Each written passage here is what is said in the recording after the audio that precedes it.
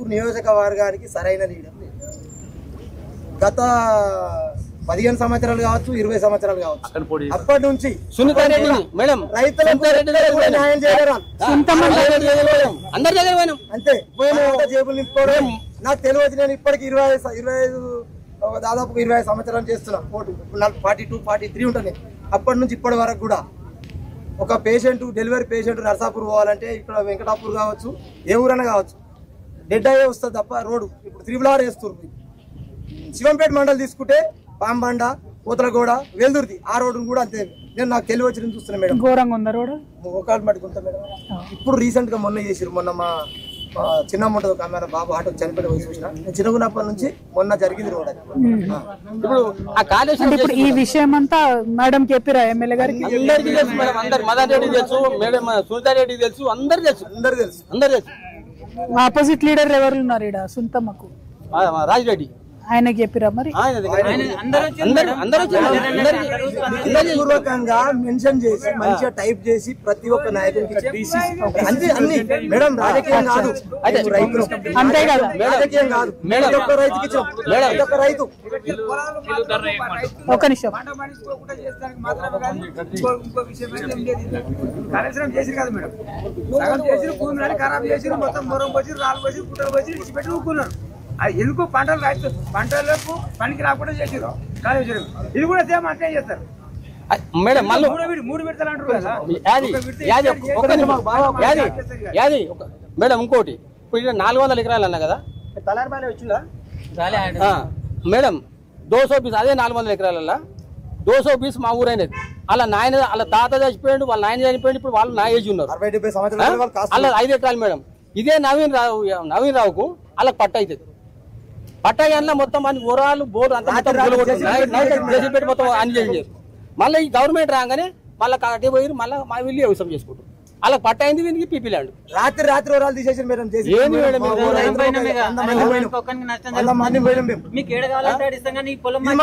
Entrance ఉంది, వాళ్ళకు మంచి ప్లేస్ ఉంది ముంగట. ఇది కావాలి మీకు ఏది కావాలి ఎంతవరకు కరెక్ట్ మేడం?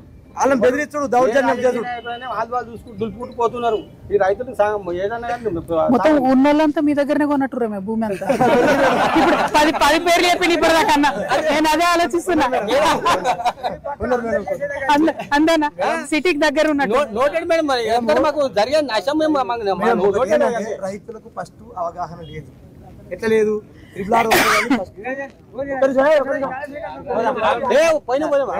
ఫస్ట్ ఏంటంటే ట్రిపుల్ వస్తుందని రైతులకు ముందే ఆడియో తెలుసు వస్తున్నాను ఆడికి. వాళ్ళకు ఆడియో గానీ కలెక్టర్ గానీ ఆ లోకల్ ఎమ్మెల్యే గానీ ఫస్ట్ ఇన్ఫర్మేషన్ ఉంటుంది. ఫస్ట్ ఇన్ఫర్మేషన్ ఒక గత 3 సంవత్సరాల ముందు బ్యాలెన్స్ ముందు ఉంటుంది వాళ్ళకి. అంతేగా వీళ్ళకి ఉండదు కాబట్టి వీళ్ళు గొర్రెల్లాగా మమ్మల్ని ఒక గొర్రెలాగా కషాయం దగ్గర గొర్రెలు చేసినట్టు చేస్తుంది. మేము మొబైల్ అడిగినా రోడ్డు అయితే మీకు అభివృద్ధి అయితే రోడ్ అయితే అభివృద్ధి అయితే అంటే మరి 2 కిలోమీటర్లు ఉంది సార్ మేడం. రెడ్డిపల్లి రోడ్డు పొడుగు 2 కిలోమీటర్లలో మా రైతులు వెళ్ళారు. ఇంకో 10 ఎకరాలు బయట హైదరాబాద్ లేదు, 15 ఎకరాలు వెంచరోళ్ళది బయట వాళ్ళది, 15 ఎకరాలు వాళ్ళది, అక్కడ పోతే 20 ఎకరాలు వాళ్ళది, అవతల పోతే కేటీఆర్ వాళ్ళది ఎవరెవరు అవతల పోతే నవీన్ రావు, కిషన్ రావు, కొండల రావు వాళ్ళు, అక్కడ పోతే గంగుల కమలాకర్, అక్కడ పోతే అన్నపూర్ణమ్మ అయింది. సరే 13 లక్షలు అంటున్నారు మేడం. 13 లక్షల కాడికి అరే ఎక్కువ పెరిగింది కదా అమ్ముకుందామంటే మరి ఎవ్వున్నాయో అవి ఊళ్ళో పెట్టేసి మరి అమ్ముకుందాం. మీ అమ్మ పోతే ఎట్లయినా పోతుంది వాళ్ళతో గవర్నమెంట్ తో కొట్లాడమనుకొని అమ్ముకుందామంటే రెడ్డిపల్లి ఊళ్ళో పెట్టారు.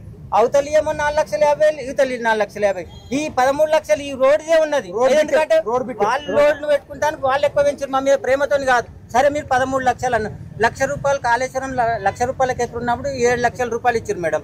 ఇప్పుడు 13,50,000 అంటారు కదా. అదే 7 రేట్లు ఎక్కువ ఇమ్మనండి ఇప్పుడు గిట్ట. కాళేశ్వరం ఎట్లయితే ఒక రేట్ కదా 13,50,000 ఉన్నది. దాని ప్రకారం 7 రేట్లు ఎక్కువ ఇమ్మనండి.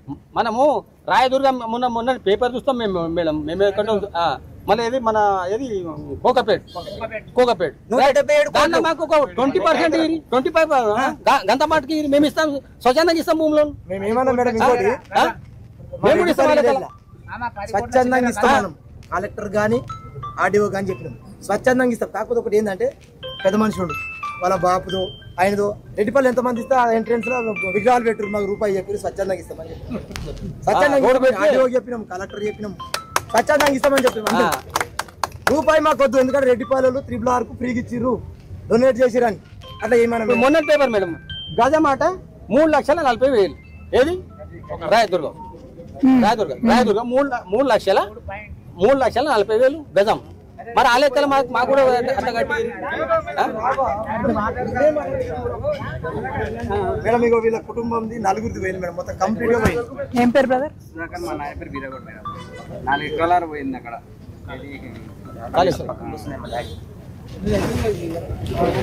ఇంకో 4 ఎకరాలు పోతే హోటల్ పెట్టుకోండి మేడం పక్కకు. ఇక మేము ఈ రోడ్ పోతే మొక్కజొన్నలు అమ్ముకోవాలి, రోడ్ పొంటి పల్లీలు అమ్ముకోవాలి మేడం. రైలు ఆగుతుంది కదా, పల్లీలు అనుకుంటే ఇవ్వాలి మేము. ఇక ఏం చేస్తాం మేడం? అయితే మేము ఊరు విడిచిపెట్టి పోదామంటే వేరే ఊరు కాడ పోతాం. నువ్వు ఏ ఊరికెళ్ళి వచ్చినారా ఇంత రూపాయలు చెప్తున్నావు. మేము చేస్తాను బతున్నాం మేడం.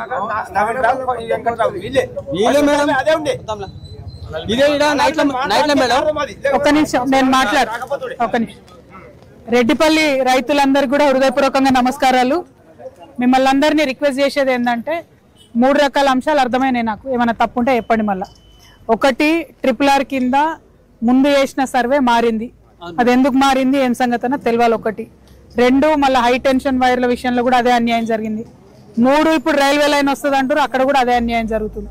పొలాలు పోతున్నాయి, ఇండ్లు పోతున్నాయి, సరైన ధర వస్తలేదని మనం అనుకుంటున్నాం, సరైన ధర రావాలి అని అడుగుతున్నాం. దానికోసమే కొట్లాట, అంతే కదా. సో మీరు ఇప్పటి వరకు అయితే సంతకాలు పెట్టలేదు, మనకు కరెక్ట్ ధర వస్తేనే సంతకం పెడతాం, ఇంతే కదా. ఓకే, నేను మీ సోదరిగా మీ చెల్లెగా మీకు చెప్పేది ఒకటే, మీరు ఏదైతే చెప్తున్నారో విషయాలు డెఫినెట్గా న్యాయమైన విషయాలే, అందులో వేరే ఆలోచన లేదు.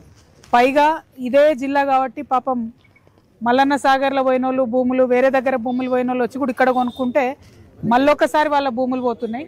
అట్లా 2 సార్లు భూములు పోయేటోళ్ళు ఇక్కడ కనబడ్డారు. నాకు మొన్న నల్గొండ పోతే ఆడ కూడా అదే పరిస్థితి కనబడ్డది.